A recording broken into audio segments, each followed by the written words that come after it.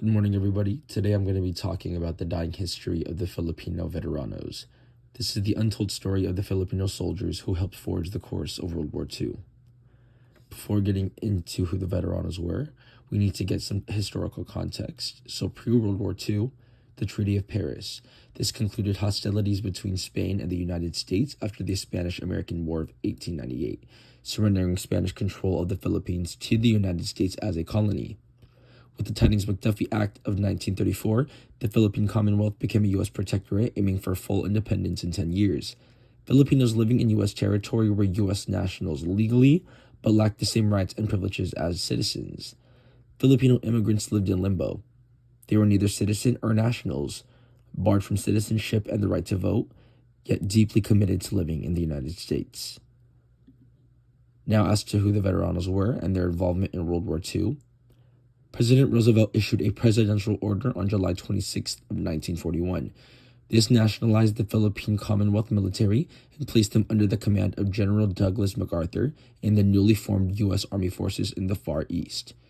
This order stood for the remainder of the World War II, and over 260,000 Filipinos served under U.S. command in the Philippine Commonwealth Army, also the Philippine Scouts, and even guerrilla units during Japanese occupation.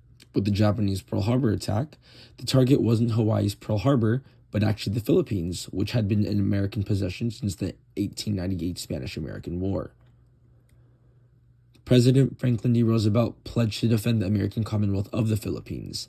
So long as the flag of the United States flies on Filipino soil as a pledge of our duty to your people, it will be defended by our own men to the death, he said. Japanese forces occupied Manila. Filipinos fought alongside American soldiers in the Battle of Bataan. After the defeat of the Allied forces and the escape of MacArthur to Australia, an estimated 5,000 Filipino soldiers died during the Japan-led 60-mile death march across the Bataan Peninsula.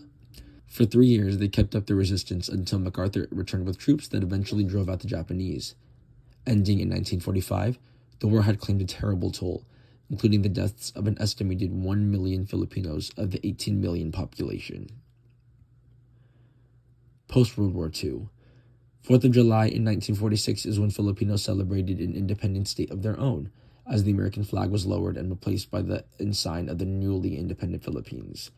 Congress passed the Recession Act of 1946, which retroactively annulled the benefits promised to veterans and their widows and children because of concerns over its projected price tag of upwards of $3 billion.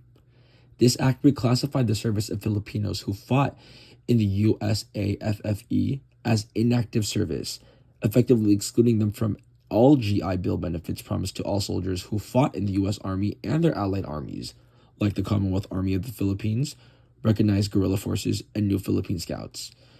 Although those Filipinos who did serve in the 1st and 2nd Filipino Infantry and in the U.S.-based military branches did receive citizenship and the GI Bill. So what are some current events that are currently happening or any recent legislation with the Filipino veteranos? Well, for the past 3 decades, Filipinos in the U.S. and the Philippines have actively lobbied for a restoration of these benefits. The Filipino Veterans Fairness Acts, which took place in 1993, 2007, 2008, and 2018.